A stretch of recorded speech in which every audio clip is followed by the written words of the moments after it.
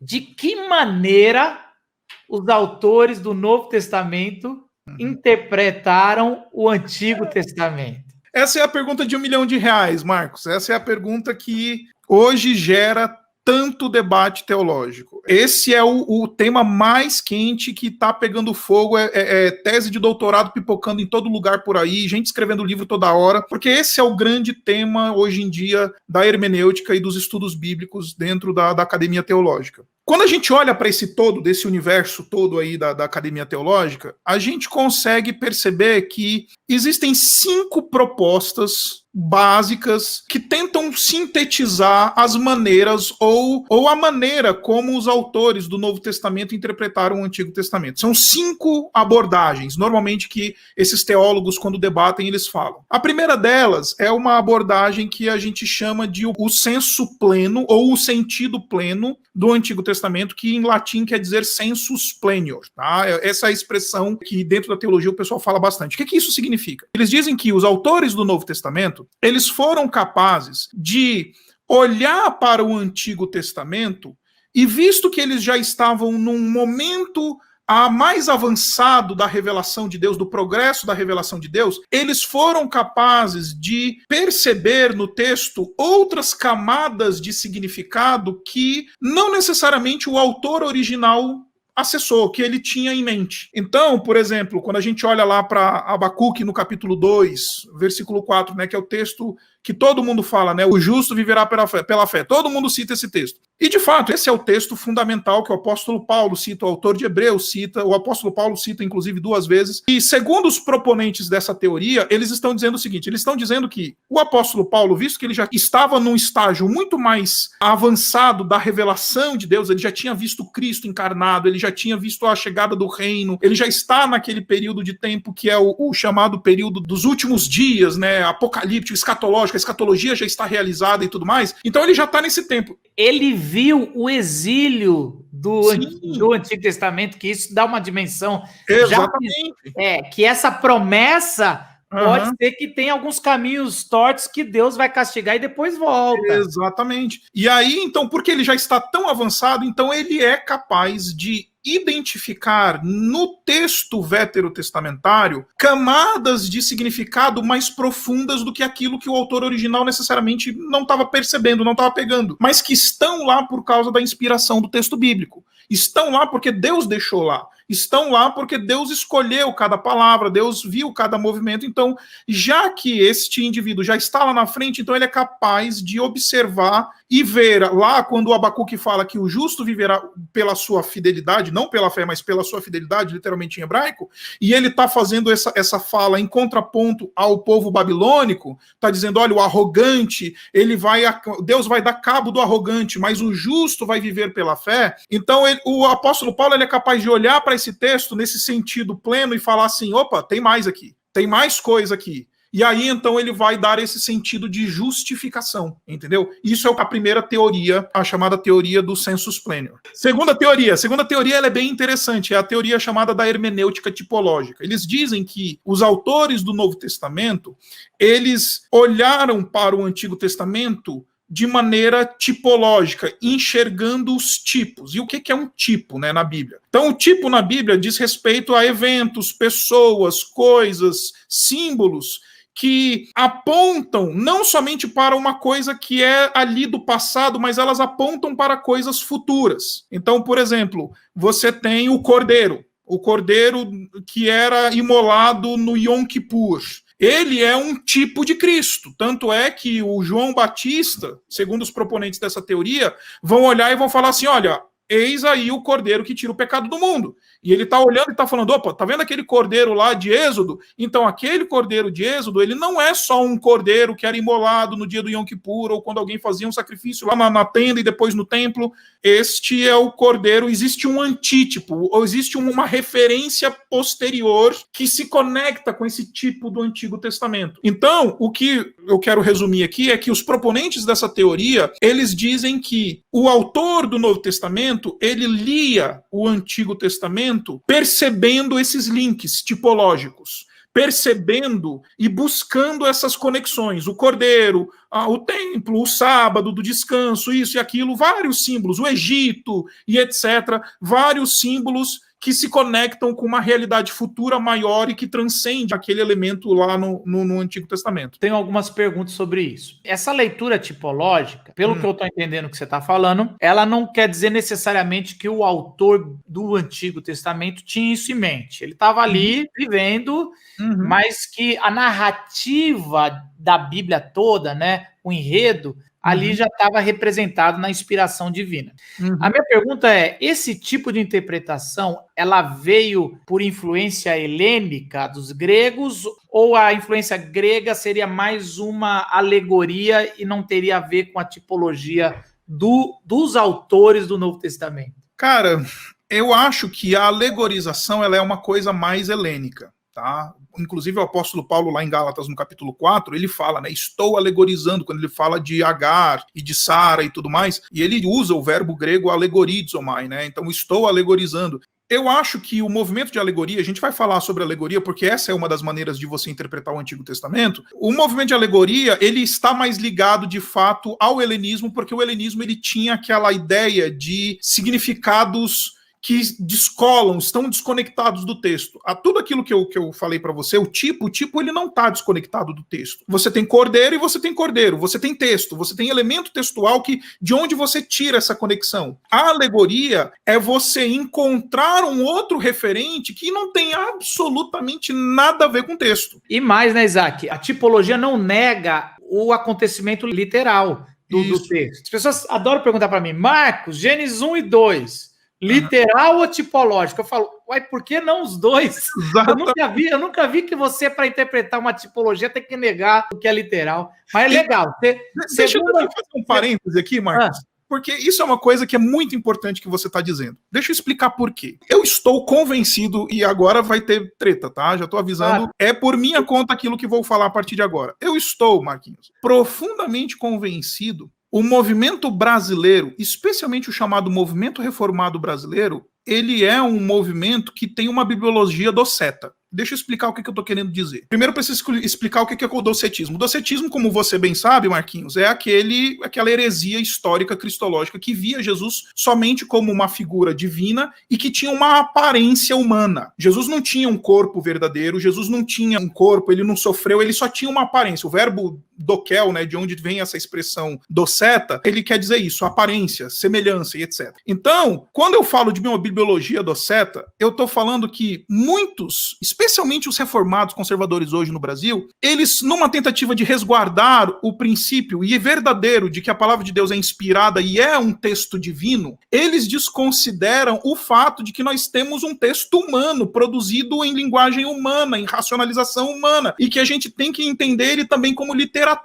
Deu para entender? E aí a gente vive uma bibliologia docética que só olha para a Bíblia como um texto inspirado, e ele é. Tá? Não estou negando isso, ele é inspirado, autoritativo, um texto divino, mas ele também é um texto que tem gênero, ele também é um texto que tem linguagem humana, ele também é um texto que exige labor literário, hermenêutico. Então, o que eu estou querendo dizer para você é que, nessa tentativa de resguardar o valor da palavra de Deus como inspirada e suficiente, esses irmãos muitas vezes se esquecem de que a palavra de Deus, ela é humana também, escrita por homens humanos, em racionalidade humana, epistemologia humana está por trás do texto bíblico. E por causa disso, a gente tem que encarar o texto bíblico a partir do seu gênero, a partir da sua história, a partir da sua literatura, a partir da sua gramática e etc.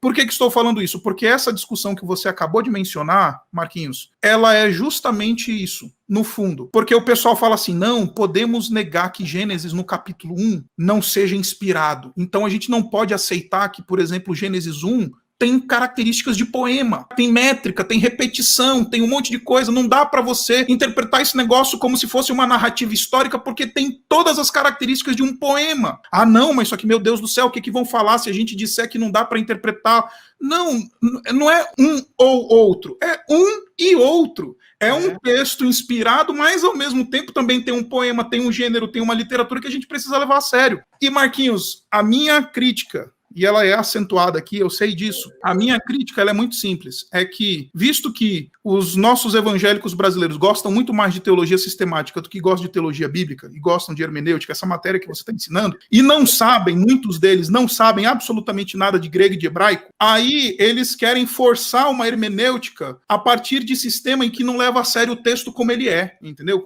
Porque tem uma bibliologia docética. Pronto, fecha parênteses. Ai, eu adoro você. Eu sempre escrevo isso e agora também tá repetindo. Eu falo, tem alguma coisa errada. Eu tô concordando muito com você, Isaac. Eu tenho uma frase que o Fontana falou, muito boa, Marcos. Essa frase aí fechou. Que é o seguinte: nem os liberais e nem os fundamentalistas. Eu dou o nome de fundamentalista para não ficar falando de conservador ou reformados até, que eu pego esses dois assim, e aí cada um som do seu coração. Mas onde eles se encontram, eles são polos ao contrário, distintos, mas eles são faces opostas da mesma moeda. E eles se encontram numa coisa: nenhum dos dois está nem aí para a intenção do autor. Tanto os liberais quanto os fundamentalistas. Eles não estão, eles estão mais preocupados com o fundamento teológico sistemático do que a intenção do autor. Exatamente. Só mais uma coisa, não sei se você sabe, esses últimos 2 meses, 3, o pessoal tá quente com esse negócio de Gênesis 1 e 2. Deve ser por isso até que eu lembrei, alguém deve ter perguntado ali no meu Instagram, naquelas perguntas falso ou verdadeiro. E às vezes eu falo, eu não vou, isso aqui tem que gastar um tempo mais, porque o pessoal não entende, né? Mas é exatamente isso. Alguns textos poéticos, eles só são poéticos. E aí eu respeito até quem acredita que Gênesis 1 e 2 é poético. Eu não acredito que é só poético. Agora, isso não dá um erro grande para a minha vida, na prática, na hermenêutica aplicada, se o cara não acredita que era literal a criação ali, Adão e Eva, mas entende a tipologia, dá menos problema para nós hoje do que o ao contrário, do que o fundamentalista que acredita que é literário, mas não entendeu, não sabe ler o texto. Porque se o texto tem um gênero e aquele gênero você está interpretando de forma errada, você começa a interpretar poesia como mandamento, mandatório, você cai nas... aliás, tudo que você interpreta na Bíblia como mandamento, eu estava hoje gravando uma aula sobre epístolas, né? E também a análise da retórica. Mano, você vai, de novo, o maior problema é o cara que fica lendo epístola como se fosse mandamento. Mas é isso, é só... Pra gente foi muito bom essa provocação e eu vou tirar só esse trechinho pra turma que ainda dá mais assim... só fazer... Não tem contexto, né? Aí vai ficar da hora, né? Deixa pra pegar fogo. Fechando aí, tá? Só fechando a argumentação da tipologia. Então a tipologia, de maneira, eu tô sendo bem rápido e bem simplista aqui, quase simplista na minha argumentação. A tipologia, então, é esse movimento em que os autores do Novo Testamento, eles leram os referentes do Antigo Testamento e eles buscavam as conexões, e porque eles eram inspirados pelo Espírito Santo de Deus, eles tinham essa autoridade para poder dizer, olha, o cordeiro de lá é o cordeiro de cá, o templo de lá é o templo de cá, deu para entender? Faziam essa relação de tipo e antítipo, tá? Você vai falando, você me lembra de coisas, mas esse tipo de interpretação, ela é muito de Lutero, e aliás, pulando para outro reformado aqui, Tim Keller. Você vê os dois ali usando muito esse tipo tipológico de interpretação, mas só para o pessoal saber que tem gente forte defendendo isso. Outro modelo de interpretação apostólico, como é proposto pela academia, é o modelo que considera a questão do contexto. Em outras palavras, o que os proponentes dessa teoria apresentam é que é o seguinte: os autores do Novo Testamento, quando eles foram ler o Antigo Testamento, eles estavam muito mais preocupados com a argumentação contextual das determinadas passagens do que necessariamente com o uso das palavras imediatas que aparecem no determinado verso que eles estão citando. Deu para entender? Isso é o que eles chamam lá da hermenêutica do contexto canônico, né? Então, um exemplo disso é que, do mesmo jeito que há quem entenda o texto de Abacuque, capítulo 2, versículo 4, numa maneira de sensus plenior, né, no senso a maior, há quem diga que, por exemplo, Paulo citou o texto de Abacuque no capítulo 2 muito mais preocupado com a questão do contexto, porque quando o Abacuque está falando ali em Abacuque no capítulo 2, ele está ouvindo de Deus a resposta para a sua indagação de que, Senhor, peraí, você vai mandar os caldeus para disciplinar a gente? Aí Deus começa a responder o Abacuque e vai dar aquela chamada série de ais lá, que vai dizer, olha, ai do soberbo, ai do que bota vinho na ira do outro, ai do que levanta a casa por meio do sangue, etc e tal, ai desses caras todos ruins, vou mandar juízo sobre eles também. Então, os proponentes, eles vão dizer assim, visto que Abacuque, ele está diante de um cenário que ele olha para frente e ele vê simplesmente um juízo vindouro, e ele está falando, quem é que vai sobreviver a esse juízo vindouro que os caldeus vão mandar? O que é justo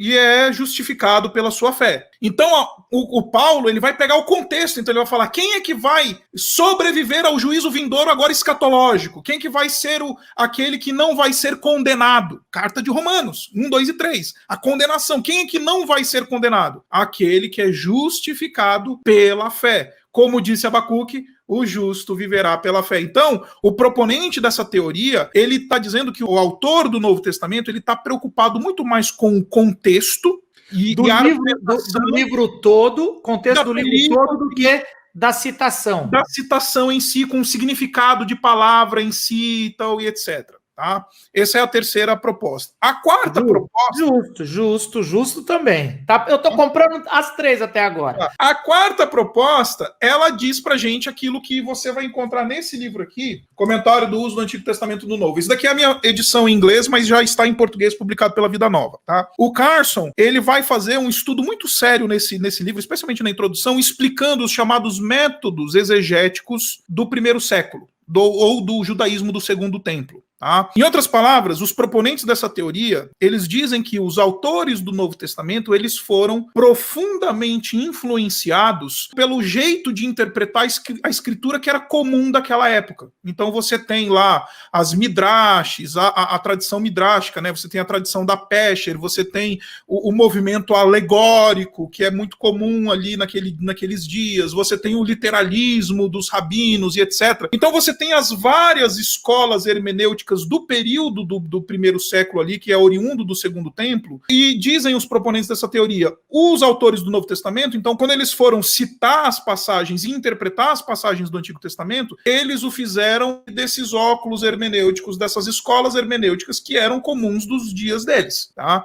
Então, por exemplo, o Carson, quando ele vai explicar esse texto de Abacuque no capítulo 2, que a gente está conversando bastante, ele vai propor que é uma interpretação midrástica que Paulo fez de Abacuque capítulo 2. Tá? Uma midrash, uma leitura da midrash, e ele taca-lhe pau lá e resolve e mata o assunto aí. Então, essa é a quarta maneira comum. Você sabe, eu não sei se você sabe, vou te contar um babado aqui. Quando eu me formei em 2002, em 2003, eu entrei numa pós-graduação. Não completei, mas eu entrei numa pós-graduação. Uhum. E fui fazer hermenêutica. Adivinha com quem que eu estudei hermenêutica? Não faço nem ideia. A minha base foi Augusto Nicodemos. Eita, nós! Estudei com ele. Uhum. E era antes do livro dele de hermenêutica, eu tenho até a apostila da época, que era um calhamação. Mas era muito interessante quando eu lembro de ter estudado isso, porque no período interbíblico você perde as referências, eu lembro isso direitinho das aulas que eu tinha na pós, você perde todas as referências que se tinha do Antigo Testamento. Você não tem mais templo, né? Mesmo com a construção do segundo, mas tinha que substituir. A língua estava sendo perdida, você não tinha o sacerdote, se você não tem templo, você não tem sacerdote. E você não tinha o rei, porque você estava nas conquistas, você não tinha ali a monarquia. E aí os rabinos entraram com muita força e autoridade,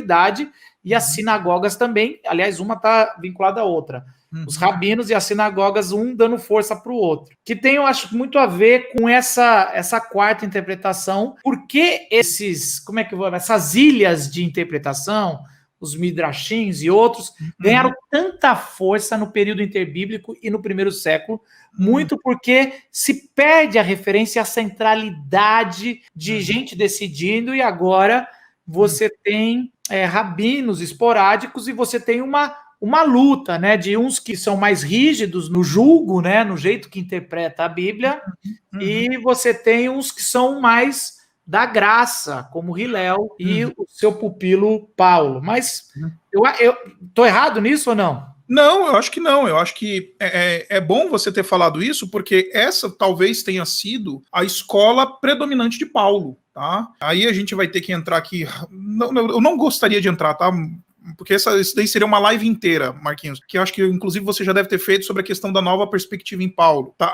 A chamada nova perspectiva em Paulo, ela explora bastante esse contexto judaico de Paulo, explora bastante essa hermenêutica do Segundo Templo, explora bastante essa questão da Midrash, que é ligada à escola de Hillel. Hillel, para explicar o que é a hermenêutica da Midrash, né, ou a Midrashica, né, é uma hermenêutica que Hillel fundou antes do Senhor Jesus Cristo aparecer no cenário, e o Hillel, ele propôs um movimento de 7, é um método de interpretação de 7 passos. E o Hillel interpretava, então, a Bíblia da época, que só tinha o Antigo Testamento, a partir desses 7 passos.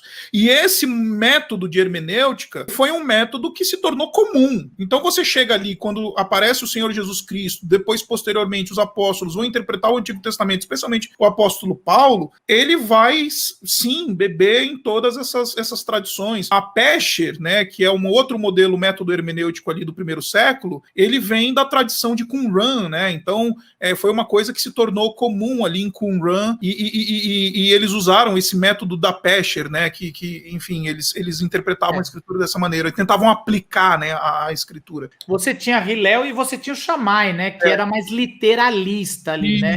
Exatamente. Fechou o 4? Já foi o quarto, isso. O quarto é a influência das escolas hermenêuticas do primeiro século. E em último lugar, a influência das escolas do Segundo Templo, na verdade, que falam na academia. E em último lugar, você tem uma escola que ela não é muito comum hoje em dia, porque ela está ganhando força somente agora, que é a chamada escola do próprio método apostólico. Eles estão propondo que, na verdade, os apóstolos não usaram sensus plenior, não usaram hermenêutica do primeiro século, não usaram nada dessas coisas que eu acabei de falar para você. O que eles usaram? O método deles. E qual que é o método deles? Tudo aponta para Cristo. Já que eles ouviram do próprio Senhor Jesus Cristo que as escrituras testificam a meu respeito, eles então se sentiram na liberdade de buscar qualquer texto e qualquer porção textual e falar: aqui está Jesus. Honesto. É honesto. Que, na verdade, qualquer uma das opções que eu tomar, ou você que está ouvindo tomar, você, na verdade, está partindo de uma premissa que é a mesma dessa.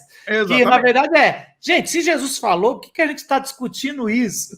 Eu lembro, Botelho, que eu estava conversando com um amigo meu, que para mim é a maior autoridade de crítica textual do Novo Testamento no Brasil hoje, é o Marcelo Berti. E eu estava conversando com o Marcelo, a gente estava conversando justamente sobre essas coisas, aí o Marcelo virou para mim e falou assim: Isaac, qual que dessas 5 posições aí, dessas posições, tem mais, tá? Essas 5 são as principais, mas tem muito mais posições.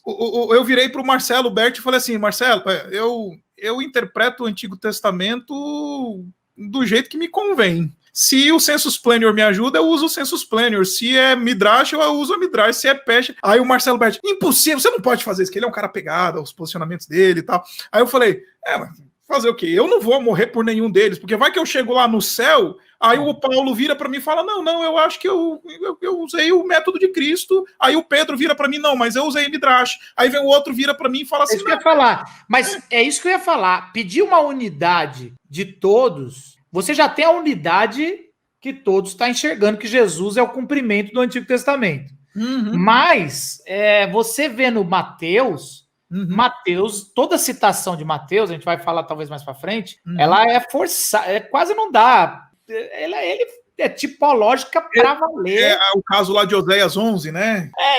Ele tá mais preocupado dizendo assim: Jesus é o novo Israel. E por ser o novo Israel, eu vou pegar qualquer coisa de Israel que para mostrar que Jesus é o novo Israel. E é essa construção perfeita. E a gente vai criticar Mateus, ele faz uma construção perfeita. Ou alguns iriam dizer que Mateus está falando que Jesus é o novo Moisés. Mas, independente disso, você vai para Paulo, é um outro tipo. Uhum. E você vai para outros. E ainda tem um outro problema. Uma coisa é o Paulo no começo do ministério. Quando você vai ler Tessalonicenses, Gálatas, você vai ver ênfases diferentes. Ele não vai contradizer o que ele sempre acreditou. Mas um Paulo numa carta final na prisão, você já vai ver o cara mais, como eu diria assim, amaciado. É o que a gente estava falando de eu e você. Uma coisa é o Marcos no começo da década. Agora, mano, já é um outro Marcos. Eu não vou entrar em toda dividida e talvez daqui a 10 anos, aí que eu não entro em dividida mesmo. Nenhuma, né? Ou a que eu achar que vale a pena morrer por ela.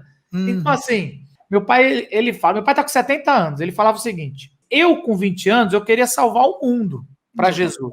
Com 30, eu achava que eu ia salvar o Brasil. Aí ele fala: Com 40, eu acreditava que eu ia salvar o meu estado, São Paulo ali, talvez Rio, Sudeste. Com 50, eu vou salvar o pessoal da minha denominação. Que concordam ali, não vou mais também ficar aceitando falar com... Aí ele fala, com 60, eu quero salvar a minha igreja local. Aí ele fala, olha lá, né? Ele fala assim, com 70, eu decidi que eu quero salvar minha família. Marcos, eu tô com 74, eu já tô achando que se eu conseguir ser salvo, já tá bom.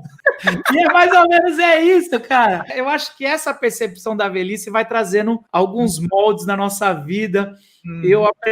Eu acho que esse quinto ponto, ele encontra um chamado fundamento canônico, né? Porque o próprio Senhor Jesus Cristo, quando ele briga com os fariseus lá em João, no capítulo 5, ele vai falar, olha, vocês procuram isso e investigam as escrituras porque vocês creem que nela está a salvação e tudo mais. De fato, o Senhor Jesus Cristo falou, mas só que vocês não querem vir a mim porque vocês não querem reconhecer que eu estou no texto. O texto fala de mim, as escrituras testificam ao meu respeito. Do mesmo jeito, como eu falei para você, lá no caminho de Emaús, o Senhor Jesus Cristo deu uma aula de hermenêutica do Antigo Testamento nessa abordagem cristológica, como Moisés, os profetas e os escritos, eles falam sobre Jesus. Então, é verdade que os apóstolos, eles foram profundamente influenciados pelo próprio Senhor Jesus Cristo, que disse, se as escrituras estão falando de mim, que vocês leiam as escrituras e me achem aí, entendeu? Então, a discussão acerca dessa escola mas será que não existe um método mais definido e tal? E aí as teses de doutorado e as discussões acadêmicas, elas surgem exatamente nisso. Na hora de tentar apresentar essas propostas desses métodos apostólicos ou não, e não sei o que, se usou assim, se usou assado. Enfim, aí a gente entra naquele mundo acadêmico grosso aí dos doutores. Mas né? que eu aprendi na vida, Isaac, que ele é fundamental. Assim como Jesus histórico, nova perspectiva de Paulo, a gente só colhe benefícios depois da discussão. Pode ser que, a priori, né, as pessoas falam, nossa, esses liberais, ou tá deturpando, ou não sei o quê.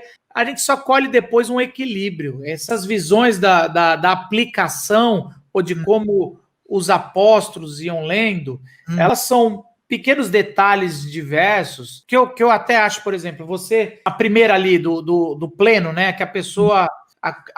Eu fico um pouco com medo quando você fala que o apóstolo alcançou um grau de conhecimento maior, mas também a revelação é progressiva. Talvez ele não é que eles já sabiam mais, mas eles estavam mais avançados na revelação. Eles tinham mais material, assim como nós hoje temos mais material que Paulo, né? Paulo não tinha os evangelhos, né? Paulo não tinha Apocalipse ali, e não que ele não ia, na revelação dele não é plena, né? Ei, você que está assistindo o Corte Entendendo a Bíblia, um programa onde a gente chama gente com grande conhecimento bíblico que vai ajudar você a ler e a entender a sua fé em Jesus Cristo de maneira clara e com autoridade. Se você quiser assistir esse episódio completo, é só clicar aí na tela do vídeo que a gente já disponibilizou o episódio todo para você. Tá incrível, nos vemos lá. Tchau!